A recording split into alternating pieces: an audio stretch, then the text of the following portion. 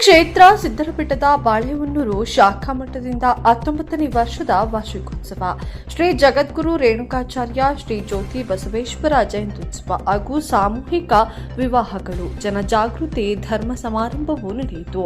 ಸಿದ್ದರಬೆಟ್ಟವು ಬಹಳ ಪ್ರಾಚೀನ ಪುರಾತನ ಇತಿಹಾಸವನ್ನು ಹೊಂದಿದ್ದು, ಇದು ಸಸ್ಯ ಕ್ಷೇತ್ರವಾಗಿದೆ.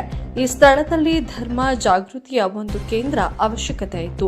ಈ ಕ್ಷೇತ್ರದಲ್ಲಿ ಶ್ರೀ ವೀರಭದ್ರ ಶಿವಾಚಾರ್ಯ ಸ್ವಾಮಿಗಳ ಪೀಠಾಧ್ಯಕ್ಷರಾದ ಮೇಲೆ ಈ ಕ್ಷೇತ್ರವನ್ನ ಪ್ರಬುದ್ಧಮಾನಕ್ಕೆ ಬೆಳೆಸಿದ್ದಾರೆ.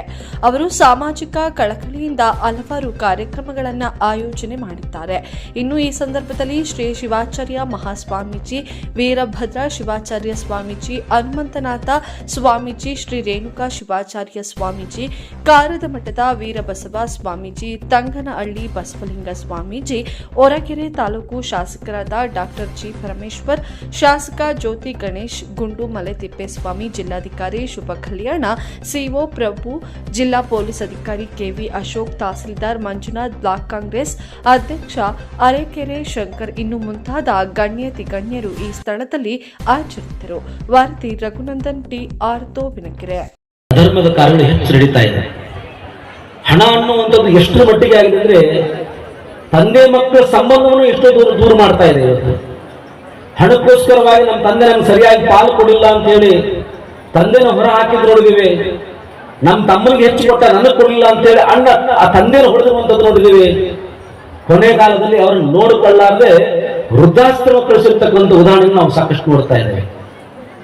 ಈ ರೀತಿಯ ಪರಿಸ್ಥಿತಿ ನಿರ್ಮಾಣದಲ್ಲಿ ಇವತ್ತು ಧರ್ಮವನ್ನ ಬೆಳೆಸಬೇಕಾದರೆ, ಭಕ್ತರಲ್ಲಿ ಜನರನ್ನ ಜಾಗೃತರನ್ನಾಗಿ ಮಾಡಬೇಕಾದ್ರೆ ಮಠಗಳ ಪಾತ್ರ ಬಹಳ ದೊಡ್ಡದಿದೆ ಅನ್ನುವಂಥ ಒಂದು ಚಿಂತನೆಯನ್ನ ಮಾಡಿ ಮಹಾಸನ್ನಿಧಿಯವರು ಈ ತುಮಕೂರು ಭಾಗದ ಉಪವಿಭಾಗದಲ್ಲಿ ಈ ಭಾಗದಲ್ಲಿ ಒಂದು ಮಠ ಇದ್ರೆ ಅದು ಸೂಕ್ತವಾಗುತ್ತೆ ಅಂತ ಹೇಳಿ, ಇನ್ನೂ ಶಿವಗಂಗಾ ಕ್ಷೇತ್ರದಲ್ಲಿ ಪರಮ ಪೂಜ್ಯರಾದಾಗಲೇ ಸಿದ್ದರಬೆಟ್ಟ ಕ್ಷೇತ್ರದ ಸಿದ್ದೇಶ್ವರ ಸ್ವಾಮಿಯ ಪಕ್ಕದ ನವಗ್ರಹ ಉದ್ಘಾಟನೆ ಸಂದರ್ಭದಲ್ಲಿ ಮಹಾಸನ್ನಿಧಿಯವರು ಮತ್ತಷ್ಟು ಸುದ್ದಿಗಳಿಗಾಗಿ ನೋಡ್ತಾ ಇರಿ ನ್ಯಾಷನಲ್ ನ್ಯೂಸ್ ಬಿಕೆಪಿ.